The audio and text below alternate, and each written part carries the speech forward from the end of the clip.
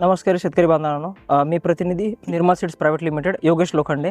आज आपण निर्मल सीड्सचे bitter gourd कारले याच्या 1375 ओम या नावाने ओळखल्या जाणाऱ्या बिटर गार्ड हायब्रिडबद्दल जाणून घेऊया।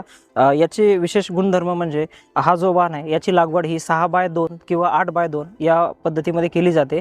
ताटी पद्धत आणि मंडप अशा पद्धतीची आपण लागवड करू शकतो आणि लागवडीपासून 50 ते 55 दिवसाला या वाणाची तोडणी होते।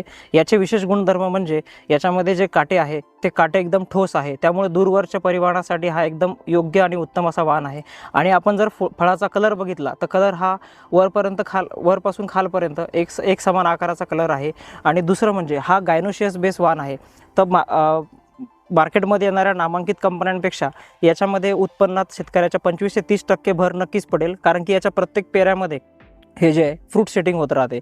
दुसरं म्हणजे जे रोगप्रतिकार क्षमता जर बघितली आपण तर रोगप्रतिकार क्षमता जे महत्त्वाचं फंगल डिसीज आहे, मर रोग आहे किंवा डाउनी मिल्ड्यू आहे, या रोगासाठी हा अत्यंत सहनशील वाण आहे। आणि लागवडीसाठी याचं खरीप, रबी आणि समर या तिन्ही सीझन लागवडीसाठी हा एक उत्तम असा वाण आहे।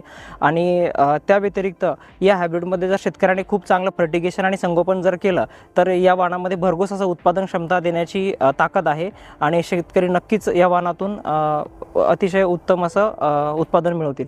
धन्यवाद।